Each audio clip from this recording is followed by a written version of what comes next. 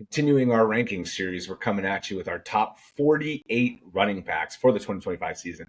We went a little deeper than maybe we should have or could have, but Matt, how's it going? Are you excited to get into some running backs today? I'm doing good, my friend. I'm very excited. Yeah, I'm pumped, and we have them tiered out. We have a couple sub tiers, but we're going to be going way down into a lot of the rookies, into a lot of the players even down later in the draft. So we'll talk about obviously the guys up top and the guys you're going to be trying to target earlier in your drafts, but then also give you some guys that maybe you can do deep dives on and start trying to target later in your drafts. So looking at the first player here, no surprise, we have Saquon Barkley up top. So I do understand the argument against him as the number one running back because nobody's repeated as number one in a very long time.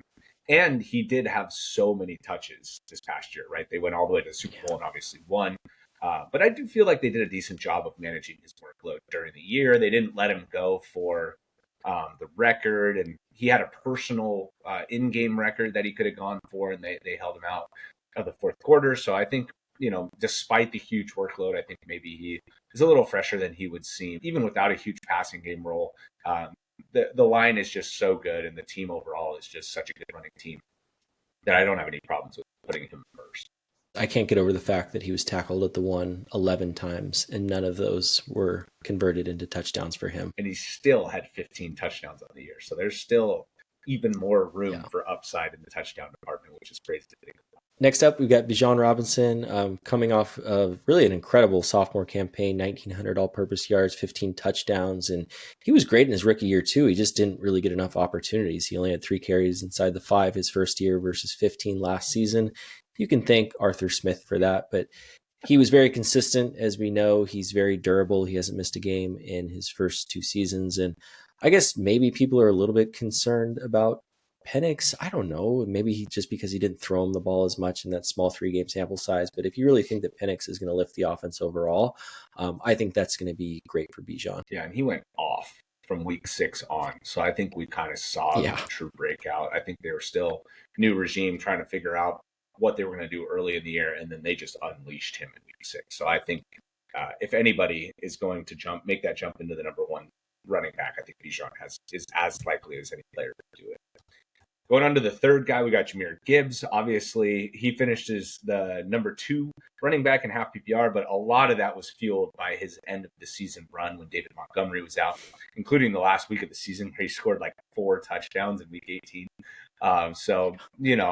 I do think, obviously, that he has all kinds of upside, and he's super efficient on the ground and through the air. 20 touchdowns last year, so it's going to be a situation where he's still going to continue to score a lot. And there's a new offensive coordinator, so I think there's at least a chance that they transition more to him even earlier in games. So, we could see possibly the opportunity share even open up with David Montgomery still healthy. So a lot to like about Gibbs here. And this is one of the things where even though his situation, maybe he's not full, all-encompassing running back, he is very talented and more than talented enough to warrant this ranking. So if you can get Gibbs on your team, I think it's very much worth it. The upside, too, when Monty does miss time, like you mentioned this year, but over the course of, I think, the 6 games that Monty's missed in the last 2 seasons, Gibbs has averaged like 25 half PPR points. Yeah, 100%. Like if you told me Monty was going to miss 6 games, I would probably just move him to number 1 because he has that much of an impact when Monty's out. So, I couldn't agree more. So this is the S tier. So it's just these 3 guys up here in the top tier. If you can lock in one of these guys at a good price, I think it's most likely worth it, right? We saw a transition back to running back a little bit this past year in terms of league winners because some of these running backs were just so much better than the field. And, so we'll get into some of the guys after, but as we tier these guys out, it really is important to remember that these guys are kind of a head and shoulders above, I think. The next guy we have up is Derrick Henry. So this one's not going to be super popular, I don't think. I've seen Henry down at 10 in a lot of rankings. And we both have him ranked 5th. We have different players above him, but yeah, it worked out to consensus as the 4th running back. Just hard to argue with the year-over-year consistent yardage productions, consistent touchdown productions. I get the workload, I get the age, but it just hasn't mattered yet. So I think the locked-in safety of having somebody that makes this much impact is worth taking him early. And nothing's really changed in Baltimore this year either, which is a good sign. Next up, we've got Devon Achane. I think this is your guy. I think you have him at 4 and I have him down at 7. But really, I love Achane. In our league, I drafted him his rookie season, and he paid dividends when he got crazy hot. But my only concern with Achane is just those splits with and without Tua. I mean, versus someone like a Derrick Henry, where if Lamar misses time, it's not going to open up as many lanes. The offense is obviously not going to be as good, but his weekly upside is not going to crater like we saw Achane's. I mean, he was scoring 22 plus PPR points per game versus like 8 or 9 with Tua out. And we'll see what happens, because he did get a lot more opportunities at the goal line this year, obviously with Raheem Mostert taking the majority of those a couple seasons ago.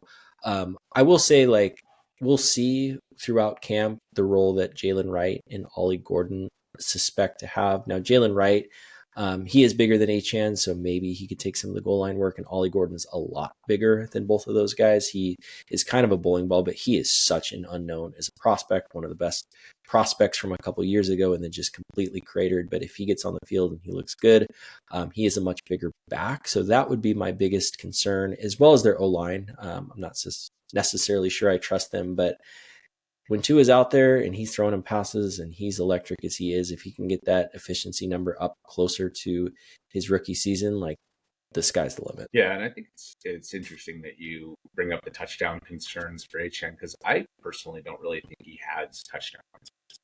He scored 11 as a rookie when he played with Raheem Mostert, who had 20 plus. And then last year, he still scored 12 despite Tua missing the 6 games. And so I just think that his touchdown floor is pretty safe at this point. Even if he's not the main goal line back, I think he's going to find his way into double-digit touchdowns pretty seamlessly. And I think there's a lot more room for more. So that's why I think I like him as much as I do. Going down to the next guy, this is Ashton Jeanty. No real need for a ton of introduction. He was drafted 6th overall in the NFL draft. And those guys, especially in their first years, have an incredible hit rate to just be awesome running backs. I really do think that they're going to lean on him heavily. I think he's going to be involved in the passing game. I think Geno's going to lean into him a lot. I know it's a different coordinator and a different offense, but we did see Geno throw to Ken Walker and Charbonnet quite a bit. So, I do think that even the quarterback fits with the running back getting receiving work.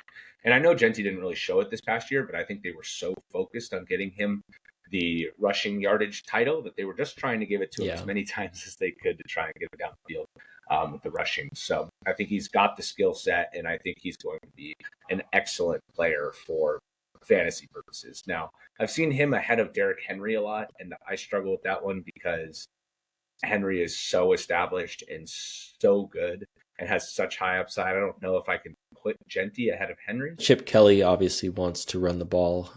He's shown that over the course of his career. And with Jeanty, from the receiving perspective, he led college football in receiving yards at the running back position his sophomore year. They just didn't want to follow that kind of Christian McCaffrey all-purpose yard blueprint that doesn't get you the Heisman. But just it's going to be wheels up for him. And this is the most hyped running back prospect we've seen since Bijan and Saquon. Next up, Christian McCaffrey. So our guy here is either top 3 or a complete bust. I will say with him, I have him 4 right now, but I'm going to be monitoring the crap out of reports from beat reporters and clips from practice and all of the above. I do not care what Shanahan says. I don't care if he's week 1 ready. I just want to see how he looks and if he's healthy, because if he's not as explosive, yada, yada, yada, this could fall apart. However, there's no Debo, who was getting 40 carries a year. They did let Jordan Mason walk, which shows, maybe they have a little bit more trust in Christian McCaffrey's health. Maybe that's just, they think Garindo is going to be a really nice player as well. But the Niners have the easiest schedule this year. And apparently it's the easiest schedule in the last 10 years. They've got an over-under win total of 10.5.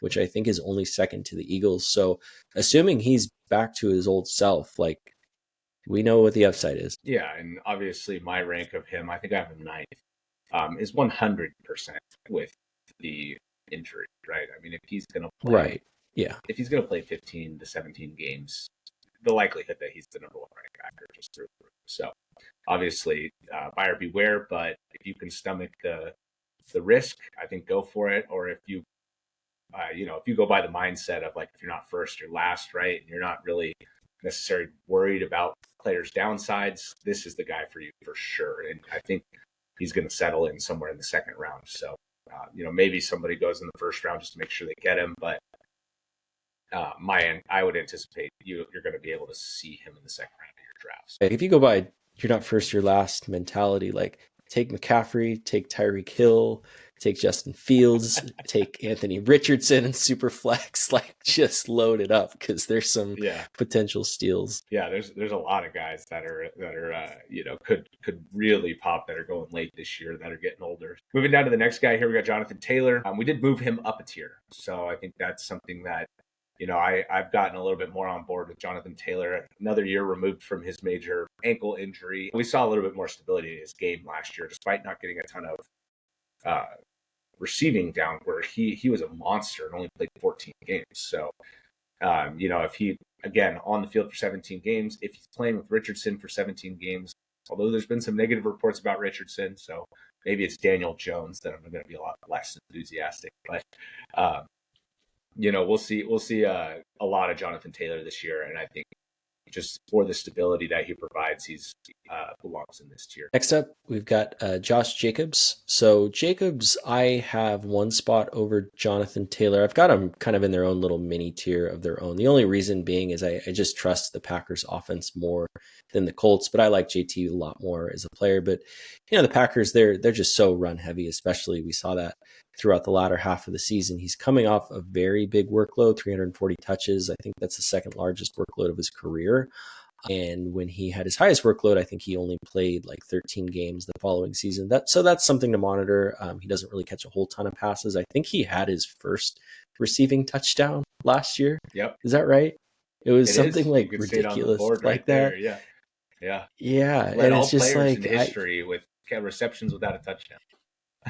Yeah. So, I really like him as a player. And if he's going to continue to, get those goal line opportunities, I think he's in a really good spot. And, we'll see what happens with Marshawn Lloyd. He struggled with injuries last year, but even so, he's not like a threat to take over. He would just be more of like a complimentary pace if he does work out. Yeah. And the reason I have Jacobs at the bottom of this tier, although obviously, right, the fifth finish, he had a third finish in there. He's on a great offense. The reason I have him at the bottom of this tier is because I am at least a little bit concerned that they figure out the passing game.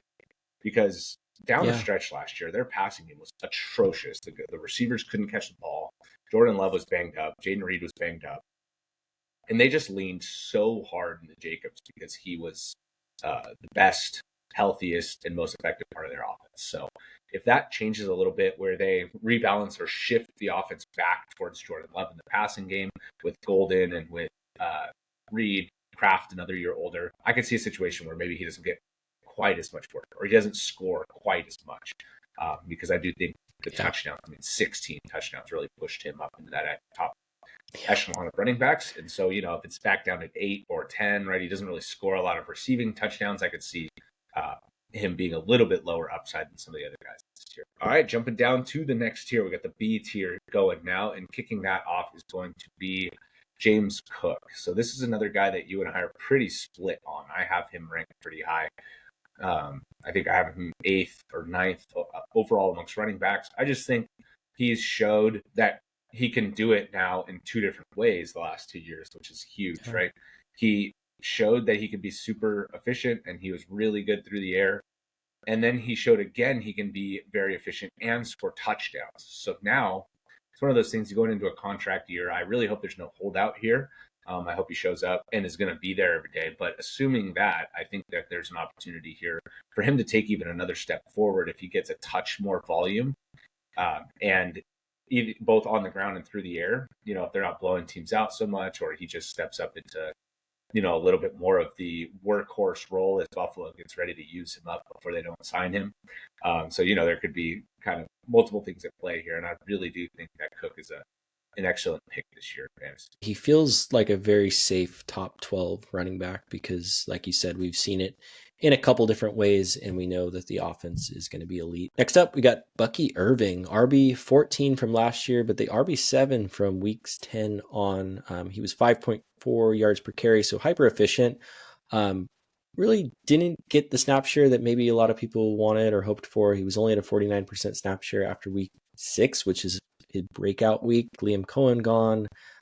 We'll see how this run game looks overall. And Rachaad White is still in the picture too. The new OC raves about Rachaad White and pass protection. So even if Bucky eats into the snap share like a little bit, I don't think White is going anywhere.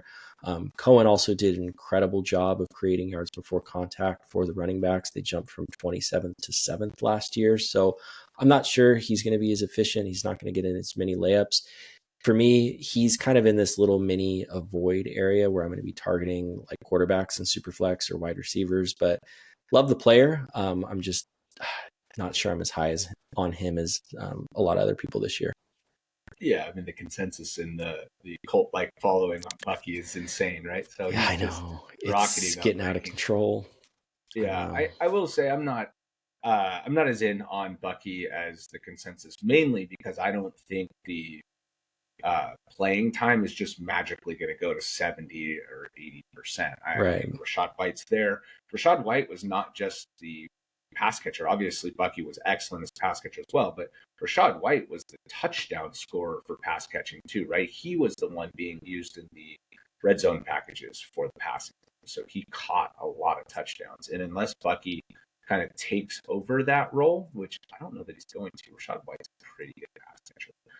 And he always has been, right? He's been a much better pass catcher than his efficiency on the ground. His efficiency on the ground was always bad. So maybe Bucky takes a step forward in volume for rushing, and he's going to get the extra, 5-6 weeks to kind of tack on at the front. So I could see him being a top 10 running back. That's not what I'm saying. I'm just saying I don't know that I'm projecting or thinking that he's going to turn into this like super lead back who gets all the work and, kind of gets McCaffrey-esque type of work. I don't think that's coming. So it feels like he's being drafted at his ceiling a little bit. And I think what you said is important about Rachaad White in the passing game, but we also have to think too, like Godwin missed half the year. Evans was hurt a bunch. McMillan missed some time. Now they get those guys back healthy and they draft Ibuka in the first round. So, maybe those targets for the running backs goes down as well. And if Rachaad White's already the primary pass catcher, that means Bucky's could go down as well too. Yeah, exactly. So, there's a lot to be excited about here. I don't want to just like pour cold water because I just mean,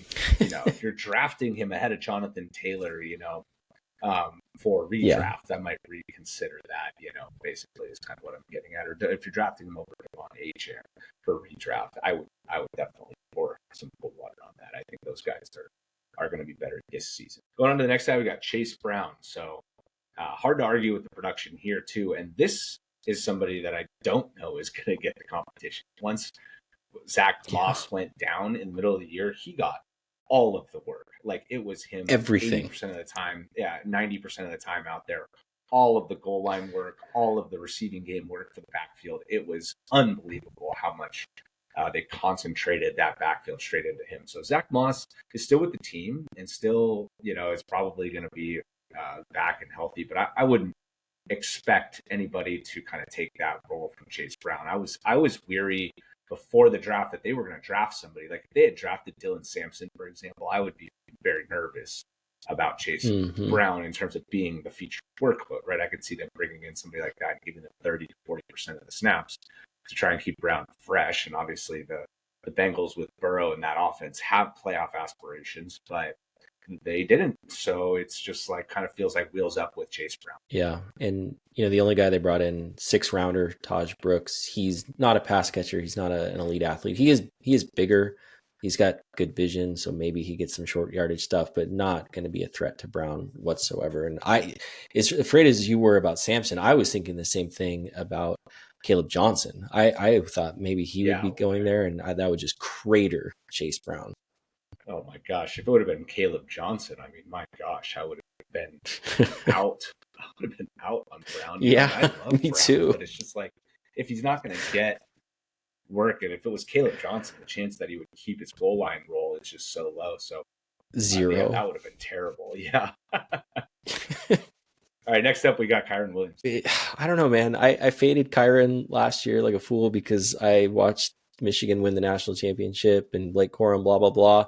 But turns out, Corum was kind of just a similar version to Kyren, just not as good. And so he didn't really get on the field a whole bunch. But the problem with Kyren I have for this year is the Rams were last in the NFL in explosive run rate. Kyren had 5 fumbles. His efficiency was down by a yard per touch from the year before. They traded up to get Jarquez Hunter in the 4th round. I'm sure you saw the video of the Rams celebrating. Hunter's more of a burner.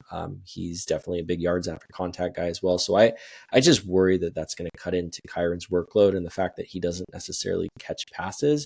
He's kind of in that, like I said with Bucky, kind of like that little mini avoid tier where I'm not just completely burying him yet. I just have a bad taste in my mouth for this year. Yeah, you were a lot lower on Kyren last year than I was.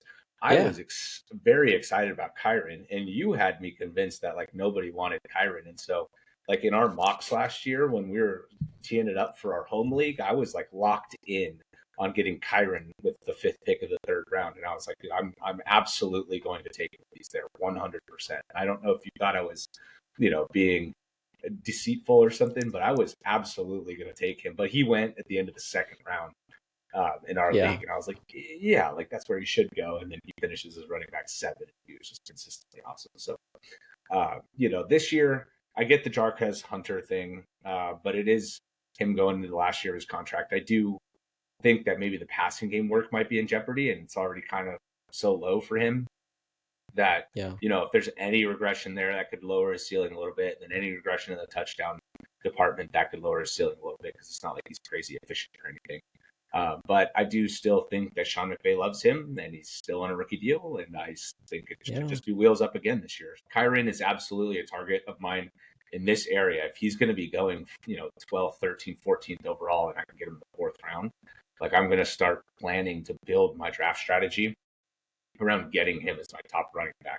So, and this is again maybe why we should be emphasizing, especially in 10-team superflex, waiting on running back. There are going to be guys later that if you load up too much, if you take 2 of these guys in the S and the A tier, and you get somebody like Kyren who falls to you and you can't pick him, and you're deciding between him and T. Higgins or him and, I'm not Marvin Harrison Jr. It's just like, I just really wish I had another spot for Kyren, or man, I really wish I had taken the Brian Thomas Jr. in round 2 and then gone and got Kyren. So anyways, we'll talk a lot about draft strategy in our mock draft videos as we continue through the offseason. But this, I think, is a good time to highlight it because we're about to go into another mini sub tier.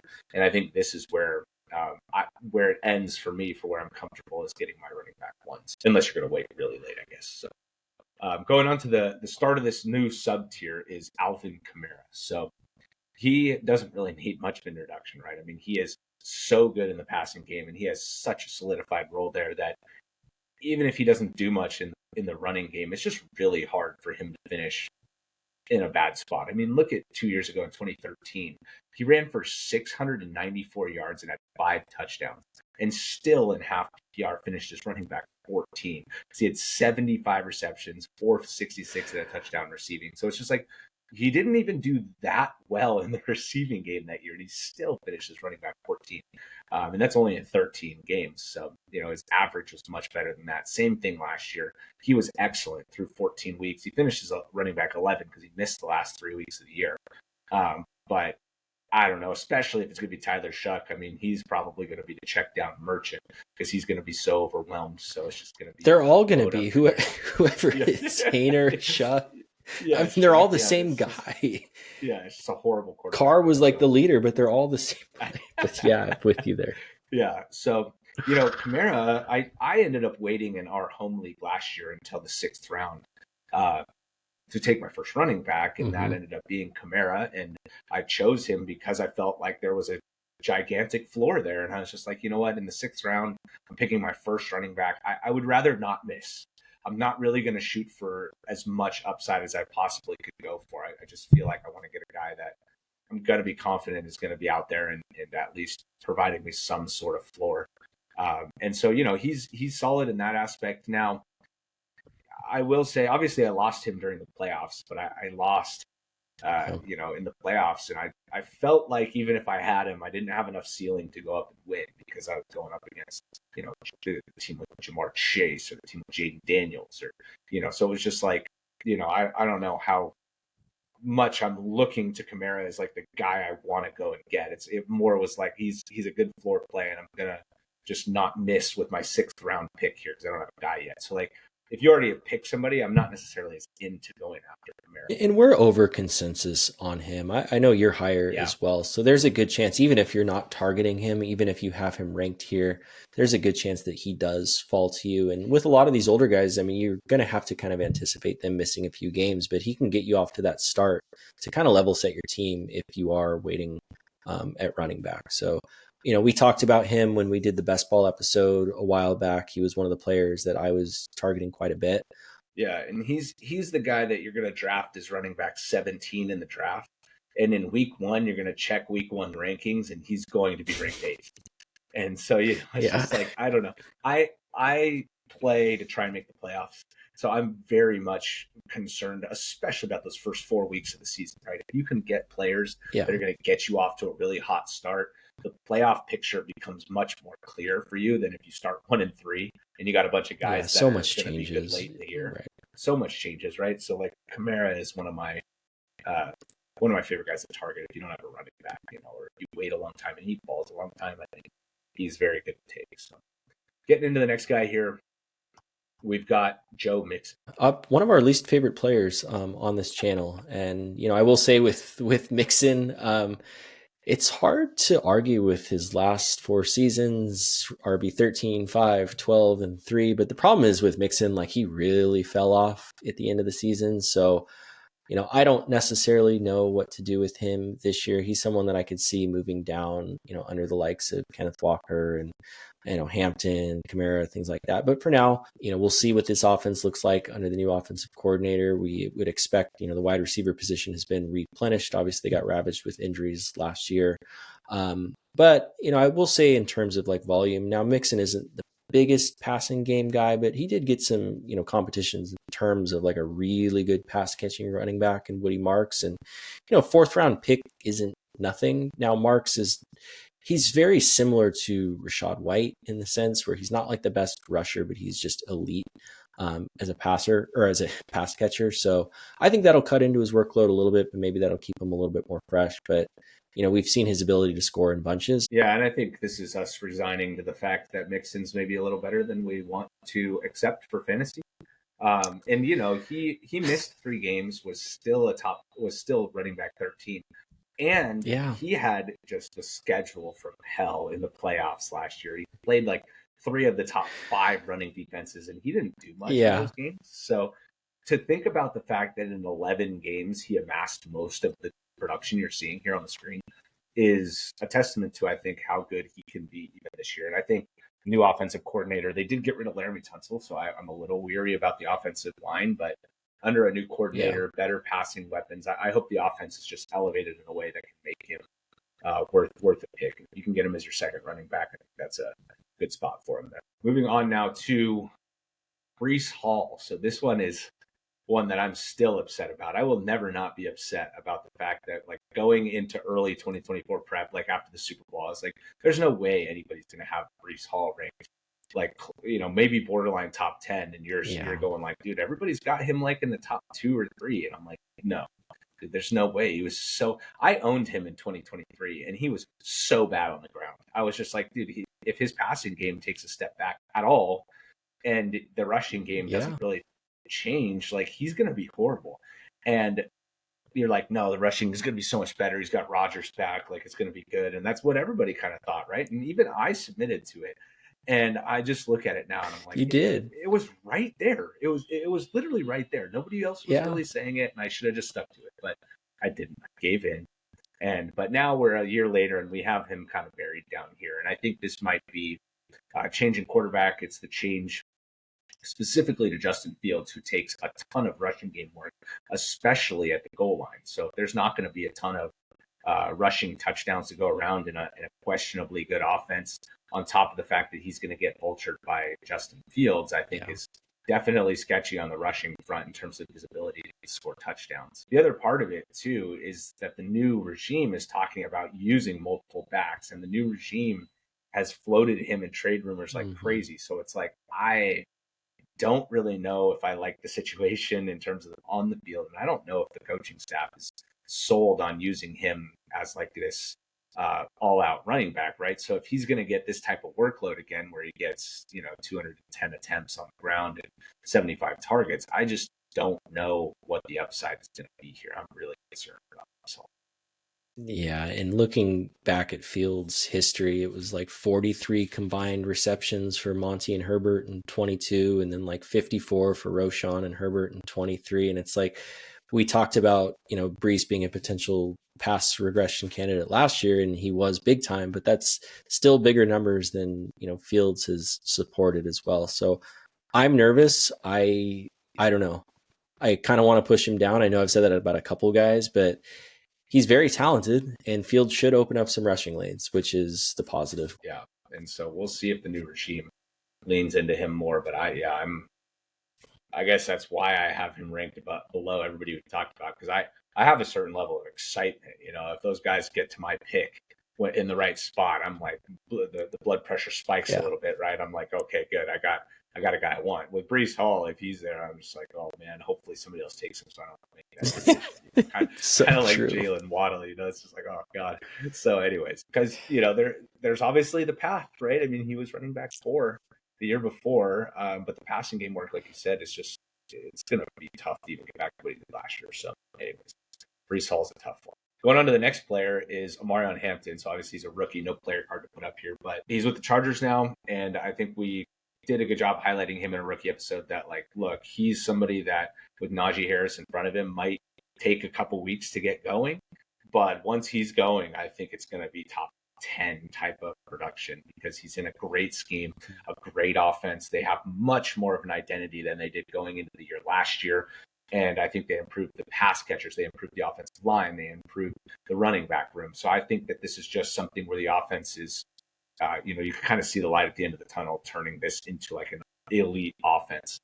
And I think Hampton's going to be a big part of that. So I really hope that we get to see him on the goal line.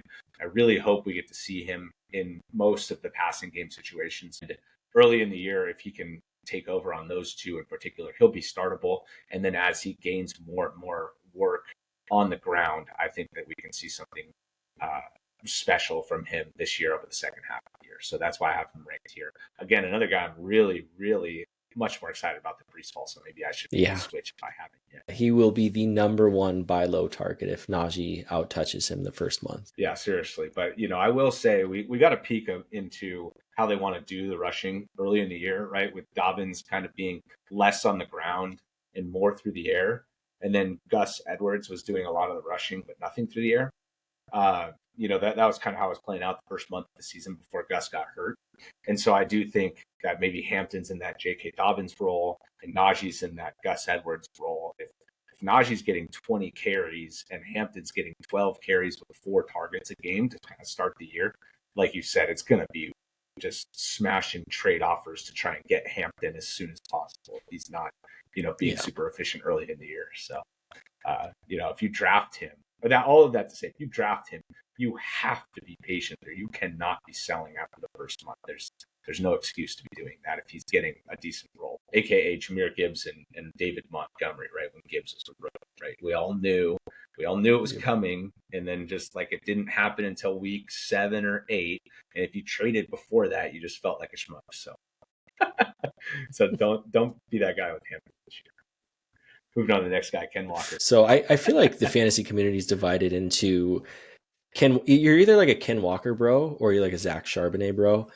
And I am definitely team Kenneth Walker. Now, I don't get carried away and think he's like a top 3-5 running back in the league, but I just think he's a really good player that's walking into a potentially really good situation this year. I mean, last year he was the RB14 in points per game. He was getting a lot more work in the passing game. This offense is going to look a lot different than last year. We know Ryan Grubb was kind of that air raid approach. Geno was fourth in pass attempts and pass yards last season. DK and Lockett are gone. Brought in Cooper Kupp, brought in Sam Darnold, et cetera, et cetera. And with Clint Kubiak taking over as the OC, he's already talked about, their identity is going to be run heavy. Obviously, they want to play great defense as well. He was raving about Kenneth Walker, how he's going to fit in his scheme. Now, I'm sure we'll talk about Charbonnet later, and I think Charbonnet's workload will and should expand. I'm just in the camp that there will be a lot more to go around. So I think this is the type of player that, if he stays healthy, the expectation is, a top 10 or top 12 season, which is really exactly what we were saying about James Conner last year. Yeah, and that was going to be the question I posed is is this just the new James Conner? Is this the 24-year-old James Conner? It's just, I think so. He's not quite as good of a pass catcher yet, but like you said, he made pretty big strides, and they really tried to work him into the passing game this past year. So, and you see the touchdowns. He played 11 games and he scored 8 touchdowns. He is just so explosive when he gets the ball, and he's very good at scoring. So I know the 3.75 doesn't look super great on the ground last year, but we all know he's better than that. I think maybe the new regime can help him stop hunting for the 60-yard play. Every single time he touches the ball, just give us more. Give us more of those 4 and 5 yard runs when they're there. Just hit the hole and be happy with that instead of trying to, slow play it and get tackled at or behind the line of scrimmage. I think that's something the new system can help him with, as long as they don't end up splitting with Charbonnet. I think that's a big worry here for a lot of people, especially the people that are in the Charbonnet camp. They're not going to be picking any Ken Walker if you're in the Charbonnet camp, because they're hoping that he takes over as the lead back. Which I'm with you. I don't think that happens. I think Ken Walker is better than Charbonnet. But Charbonnet has showed that he's pretty good when Ken Walker does go down. So we'll talk about Charbonnet here in a little bit. All right, going down to the C tier now. We're going to kick that off with Chuba Hubbard. So there's going to be a lot of truthers for Chuba Hubbard. Obviously, he was awesome last year. If you drafted him, you were likely a lock for the playoffs. He was unbelievable. Hopefully, you didn't drop him like Matt did after week 2. When the offense was looking horrible. You told me to. It was a 4-bench league. It was a 4-bench league, and you told me to drop him. So I don't know about that. I don't think I would have greenlit dropping Chuba Hubbard after he went 10 carries for 6. You know what's worse? You know who I left on my bench? Chris Olave, maybe. Well, worse. I was Trey Benson. I had James Conner, and I left Trey Benson on my bench. Yeah. Yeah, well, I mean, that at least at the beginning of the year was kind of a strategy that was the partner strategy. Just make sure you lock in that one spot. You get 2 guys for one spot that's going to be a top 10 producer. But yeah, Chuba was definitely an unbelievable story last year. And I think, he's earned a better ranking like you see here. So, again, I don't know exactly what to think, because they did bring in Rico Dowdle and they did draft running backs. But with Chuba this year, I think he's going to be the lead guy. I don't think anybody's coming for his workload. I think he's an efficient runner, a good pass catcher, and if the offense is better like we expect, I think he could do even better than his 15th finish last year. Next up, we got James Conner. Touched on him earlier, finished as the RB10 last year, and that's exactly what we said last year. Is when he's on the field, he's top 10, and he was on the field all of last year, and nothing's really changed in this offense. So similar to when you draft Alvin Kamara or Kenneth Walker, you have to anticipate them missing some games. But I think this is going to be another one of the guys that I'm targeting heavily, and I can count on to get me off to a hot start. Next guy up is David Montgomery. So he's another guy where I just feel like his role is rock solid. The Detroit offense is very good. He's going to get quite a bit of touchdowns just because he's so good on the goal line, and he's a great complement to Jahmyr Gibbs. The offense is great. He missed 3 games the last 2 years, so there is that risk of him having to miss some time. But I think when he's out there, and if you pick him, I do think you can expect to start him. And that's something that's maybe a little bit unique too about him in particular is, I feel like he ends up going later and later in drafts. Sometimes he'll go outside the top 20, maybe even pushing 25. And then you get him and you're like, oh, shoot, I got to figure out a way to get David Montgomery in my lineup every single week that he's healthy. So, I do like waiting for him or taking him or figuring out how to acquire him, because I think he's one of those guys similar to Kamara where maybe the upside isn't super high, but the year-over-year consistency is is very good. The touchdowns are very nice to have in your lineup pretty consistently. All right, next guy up, we got TreVeyon Henderson. I feel like I'm getting the guys that I really like, and Henderson I just am in love with. If you've watched any of our Dynasty rookie content, we talked a lot about TreVeyon Henderson, but he's just someone that I think that really gives the Patriots a dose of what they need. He offers speed. He's electric. He doesn't fumble the ball. What did Ramondre Stevenson do last year? He fumbled it like 6 times, ended up getting benched for Antonio Gibson. Yeah. He's also the best pass protector, and I think Vrabel's going to love that. And, he has struggled with health, and I think more of a Gibbs type role is better for him. And that's kind of what we saw at Ohio State last year between he and Judkins. So I still think, Stevenson's going to play a factor. He'll probably still take away the goal line work, but I just think that this guy is going to be a spark for the Patriots, and he's going to get a lot of work in the passing game from Drake May as well. Yeah, and he's obviously a very dynamic player. So this ranking that we have, I'm a little bit more reserved. And we'll talk about TreVeyon Henderson in our rankings dispute video because I love him for Dynasty. I think he's absolutely going to be one of the best running backs in the league very soon. But I am super worried that he's going to get pigeonholed into the James White role, where like all of his work is coming in the passing game, and he's just not getting more than 8 carries a game. And I'm really worried that sort of thing is going to last way too long into the season. And for me, I just expressed how I like guys that can get me off the hot starts. I want guys that I can start right away. I want David Montgomery, who I'm going to feel like I want to start every single week. And with Henderson, I'm a little bit concerned he's going to turn into the 8 point per game on your bench. It's like, when is Henderson going to get more work? When is Henderson going to get more work? Okay, they're playing Carolina, is horrible against the run. This is the week he's going to get more work, and it's just not going to happen. Now, obviously, that could change overnight. If Ramondre fumbles twice in week 3, and it's just like, okay, forget Ramondre, you're out. Henderson, you get all the work. And it's like, oh, man, I wish I had drafted him. So those are the two outcomes, right? And I'm just a little bit worried that, he's going to end up in a situation where he's not getting enough work right away. It's good. Next guy up is RJ Harvey. So he's the 2nd round rookie going to the Broncos. I obviously love Harvey, so I traded for him in our Dynasty League. I didn't really go running backs at all in our startup draft, so I knew this was a good class. And I also got Harvey, so I got Henderson and Harvey in our draft, funny enough. But I do think for the Broncos that he's in a unique situation to just take over the entire workload. Like, there's Audric Estime and Jaleel McLaughlin kind of fighting behind him. I don't know. I almost think they need to bring in another running back. And I'm saying that as a Dynasty owner, like, what are they going to do? Just give RJ Harvey everything? And then, like, these other 2 guys that aren't that good, maybe Estime gets the goal line work, or maybe he gets some short yardage stuff between the 20s, or just, a drive here or there. It goes Estime. Yeah, I really like Harvey this year. I really think that he's set up in a spot to really be good. I think he's explosive, right? 4'4", and he's got decent size. Again, you're in this area of running back now where I feel like we got to start taking more shots. There's a lot less established guys, a lot less guys that we feel confident in to play 17 games. So that's why I kind of have him slotted in here. He's going to catch a ton of passes. Javonte caught like 50 passes each the last 2 games. He's more explosive than Javonte.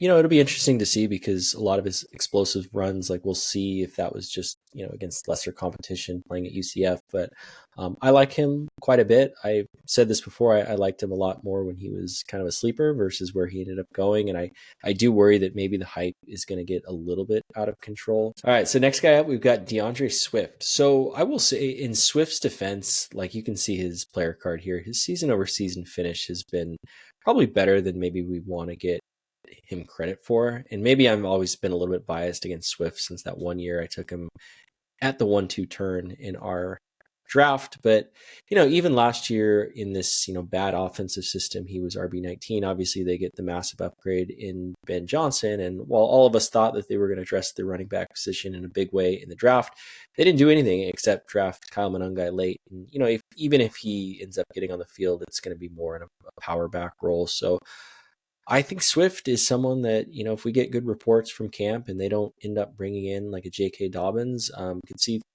rising up a little bit more. Yeah, and honestly, I don't know. I think it's hard to believe that they didn't add anybody. So I still think that there's a chance that like Nick Chubb lands I do here too. where they trade for somebody. Yeah. And in that case, we're going to drop Swift like a rock. But until then, RB 20, 25, 26. I mean, I think he's shown that he's got that kind of floor. I mean, he's never finished better than 18th, and he's never finished worse than 23. So, if he's going to be the guy, I think there's going to be some spike weeks, but overall, he's going to be pretty meh, in my opinion.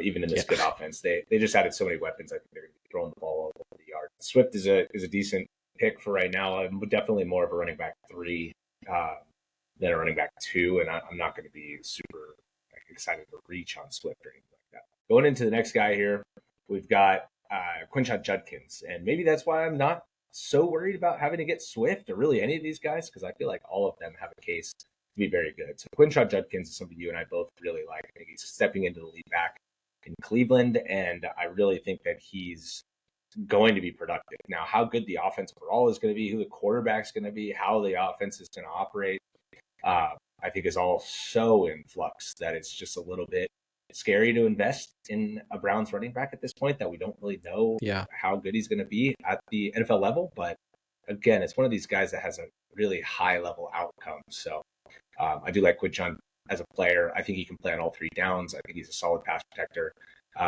And he showed that he could be very productive. I mean, just look at his playoff run. He was awesome last year. So I think he's in a good position to get a lot of work.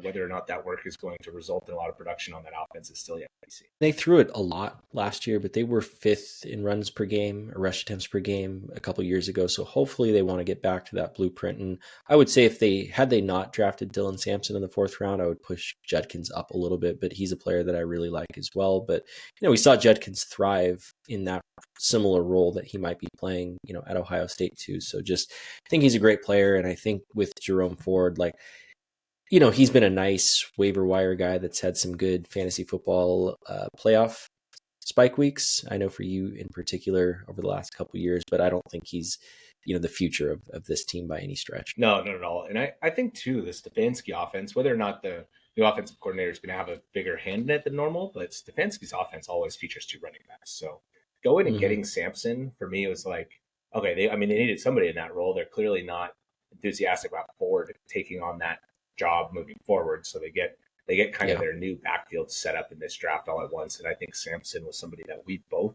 expected to go higher than the 4th round. So the Browns were probably like, well, wait a second, hold on here. We can get this player that we had a 3rd or even a late 2nd round grade on in the 4th, and we're going to just redo our backfield. So I kind of like the strategy on their end, and I think Judkins still is going to be the lead guy and very productive. Next guy up is Kaleb Johnson. Yeah, so Kaleb Johnson is a player that I love. I know you really like him too, and I'm pretty thrilled with this landing spot. Honestly, I think there's, a massive opportunity share that he's walking into. Coaches keep talking about how he's a high volume back. They ran a zone scheme like Arthur Smith runs here.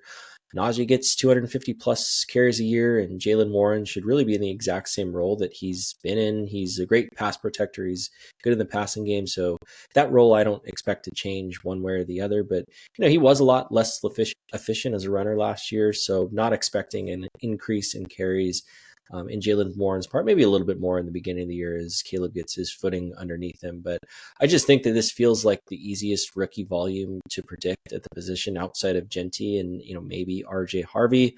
Now we'll see what ends up happening at the quarterback position. We've kind of been ranking Steelers players as if Rodgers is going to be the guy.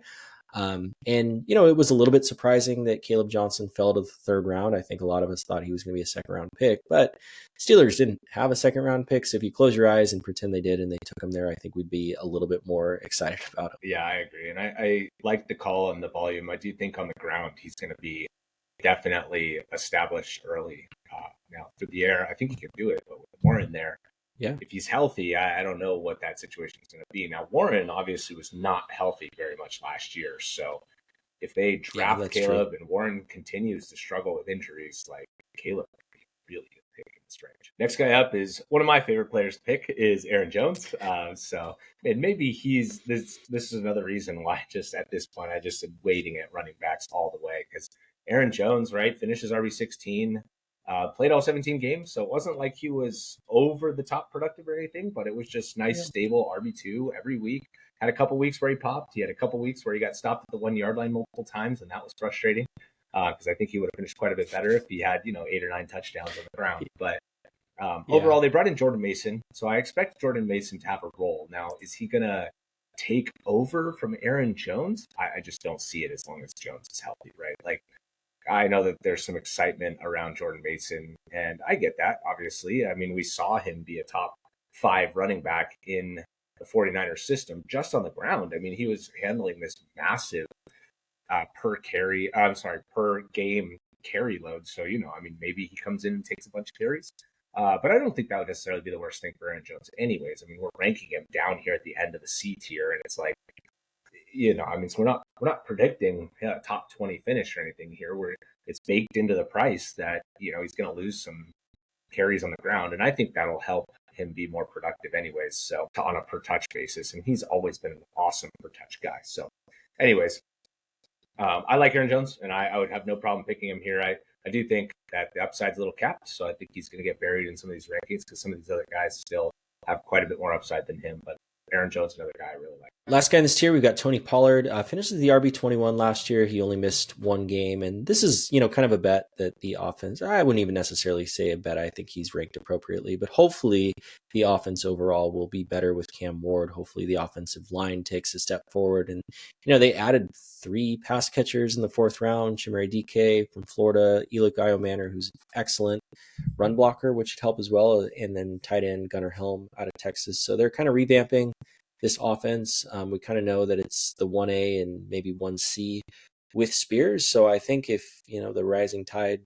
brings all ships up or whatever they say, that Pollard should, have a decent season. He's somebody too that I think, again, one of those guys that can get you off to a hot start.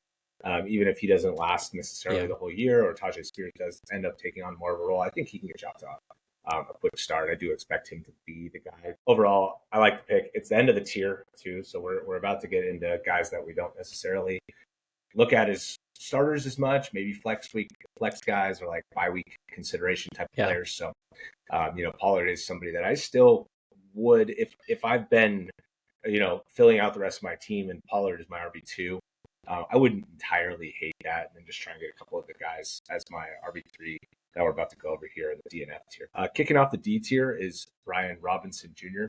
I think obviously he's got a pretty stable role on the ground, doesn't get a lot of passing game work. Jaden Daniels is going to score a lot of rushing touchdowns. He's got Eckler to contend with. I think it's just, one of those floor plays. Hope he gets a touchdown if you do need him for any given week. Moving over to the next guy, we've got Tyrone Tracy. So this is someone that you and I differ on quite a bit. Maybe it's just because you took him in our startup draft, but I've got Skattebo. I have him everywhere. Ranked. Yeah, I've got Skattebo ranked ahead of him. So I don't know if I really want to give the upside case, but he had a very nice season last year, and he, caught a lot of us by surprise. He finished the RB26 on the back of 1,100 total yards, and which was great for a 5th round draft pick. He's got good burst. He's a decent pass catcher. I will say, I think the wide receiver thing in college is a little bit overblown. I looked a little bit deeper into his stats. He had 1.75 catches per game in college, 66 catches over 38 games, and not a big yard after contact guy. He did have 5 fumbles. He had 5 drops, and man, Cam Skattebo comes in and he's going to be a wrecking ball, and he's going to win over the fans, and he's going to win over the locker room and all these things. And I really think Tracy, we'll see. But that being said, I would expect him to be the starter, at least in the beginning of the season, but he's not someone I'm going to be going after. Yeah, I obviously like Tracy quite a bit more, but, without saying much about it, I just am not as sold necessarily on Skattebo.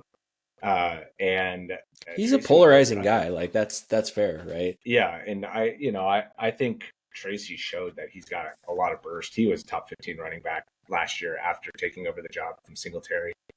So we'll see how it plays out. But, down here, it's worth a shot, in my opinion, on Tracy over Skattebo. Right. Next guy up is Travis Etienne. I don't think we need to say much about him here. He's in a 3-headed monster.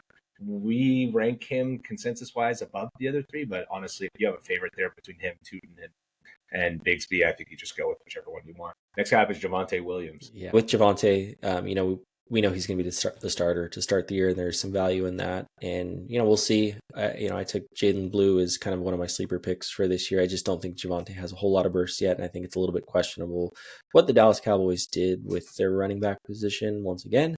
But again, will be the starter week 1. Yeah, and depending on his health, or depending on how he looks based on all of the injuries he's had. He obviously had that devastating knee injury. It'll be interesting to see if he looks pretty good in the preseason or in training camp. Next guy up is Zach Charbonnet. We talked quite a bit about him in conjunction with Ken Walker, but we do have to talk about him here because I do think if you do get Walker, you probably want to make a point to get Charbonnet because he is a super high-end handcuff. Next up, we got Jaylen Warren. We talked about him with Kaleb Johnson. I think we know what his role is. Excellent as a pass protector, good in the pass game.